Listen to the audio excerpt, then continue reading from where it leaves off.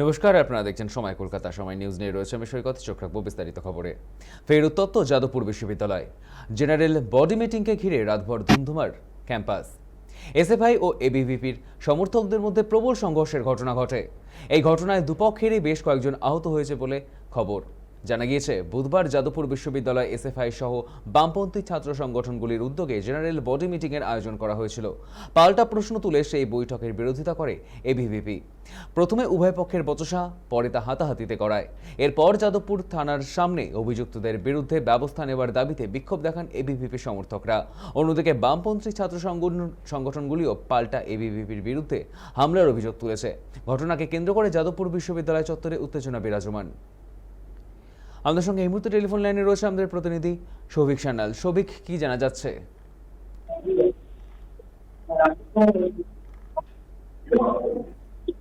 জানিয়ে রাখি যে যাদবপুর বিশ্ববিদ্যালয়ে এসএফআই এবং এবিভিপি সংঘর্ষের জেনারেল বডি মিটিং ঘিরে উত্তেজনা গতকাল রাত থেকে।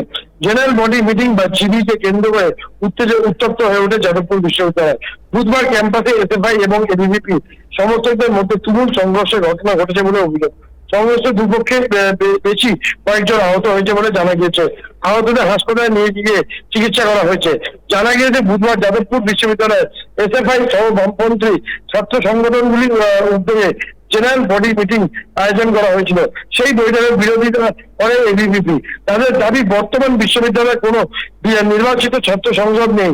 পাশাপাশি ছাত্র সংসদ সংক্রান্ত কোনো নতুন নির্দেশিকা জারি হয়নি। এই পরিস্থিতি কিভাবে জিবি মিটিং ডাকা হয় সেই নিয়ে প্রশ্ন তোলে এবিভিপি।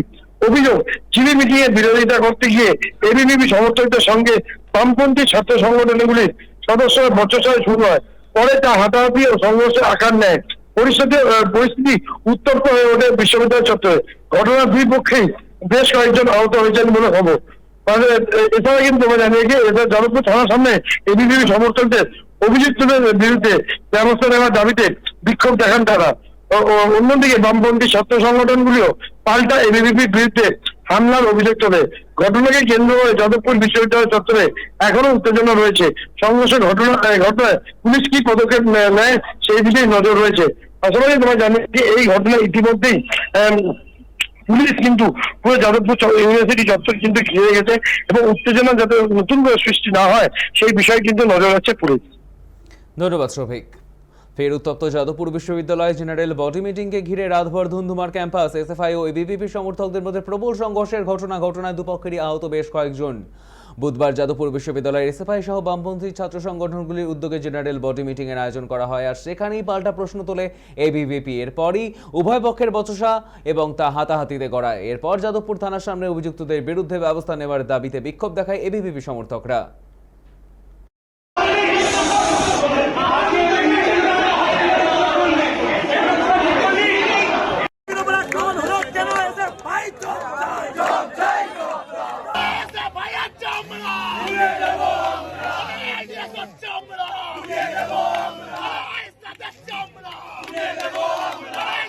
হোস্টেলের সেন্টিমেন্ট অ্যাক্টিভেট করার জন্য কিছু বাম নকশালরা হোস্টেলে ওই মেন হোস্টেলে যেহেতু এবিবি কিছু অনেক ছেলেবেলে আছে, তার জন্য ওখানে গিয়ে ভাঙচুর চালায় বিজিবির নাম করে, মানে গেট ঢাকা রেখে এই সমস্ত প্রচেষ্টা চালায়।